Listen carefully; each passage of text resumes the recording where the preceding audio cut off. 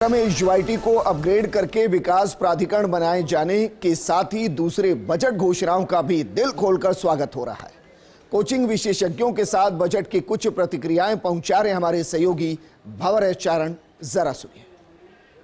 खून के आखिरी कतरे तक इस सरकार को सलाम करते रहेंगे, कुछ ऐसी प्रतिक्रियाएं सुनने को मिल रही है कर्मचारी और कर्मचारी संगठनों की तरफ से प्रदेश बजट को लेकर के। लेकिन इसके अलावा बजट के क्या हाइलाइट्स रहे और खासकर कोचिंग सिटी कोटा और हाड़ौती के लिहाज से ये बजट कैसा रहा, कुछ एक्सपर्ट्स मेरे साथ है। लेकिन सबसे पहले प्रतिक्रिया कोचिंग सिटी कोटा से कोचिंग विशेषज्ञ की मेरे साथ मौजूद है, एलन के डायरेक्टर नवीन माहेश्वरी साहब। कोचिंग सिटी कोटा बजट में क्या कुछ तलाश कर रहा था और उस तलाश के मुकाबले क्या कुछ आता है?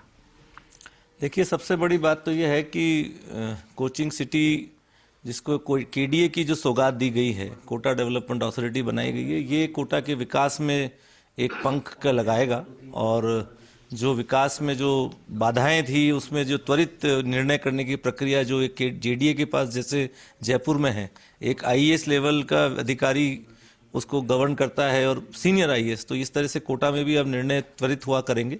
साथ ही मैंने अभी जब मालूम पड़ा है कि बिजली में भी जब काफ़ी तरह की सुविधा दी गई है, बिजली का जो बिल है उसमें, तो ये भी हमारे बच्चे जो यहाँ कमरा किराए पे लेके रहते हैं या जो भी इन लोगों को बिजली का बिल लगता है उसमें जो राहत बच्चों को मिलेगी, या उनके परिवार के भी कई जने यहाँ साथ रहते हैं। इसके अलावा जो लाखों लोग या हज़ारों लोग जो कोचिंग से जुड़े हुए कर्मचारी हैं उनको भी वो राहत यहाँ पे मिल रही है। तो इस सब के लिए राज्य सरकार का बहुत बहुत धन्यवाद करते हैं।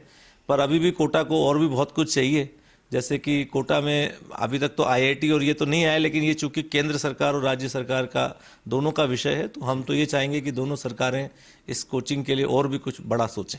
सर, 10,000 अंग्रेजी माध्यमिक शिक्षकों की भर्ती की घोषणा हुई है और साथ में नए स्कूल्स खोलने का ऐलान हुआ है। आपको लगता है ये कदम शिक्षा में कुछ क्रांतिकारी बदलाव लाएंगे?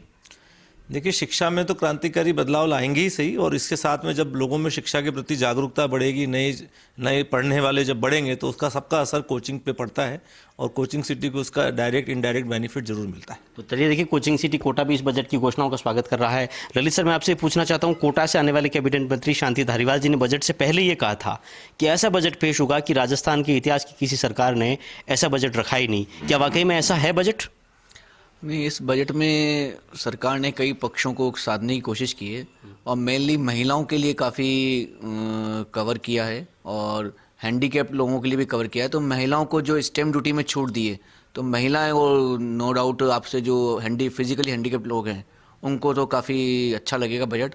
बाकी सभी लोगों को कुछ कुछ देने की कोशिश की है, अब इसकी डिटेल एनालिसिस करके और ज़्यादा अच्छे से समझा पाएंगे। सर, आपसे पूछना चाहूँगा यूथ के लिहाज से, क्योंकि 1 लाख नई भर्तियों की घोषणा हुई है, साथ में यूथ के लिए बहुत कुछ ऐलान किए गए हैं।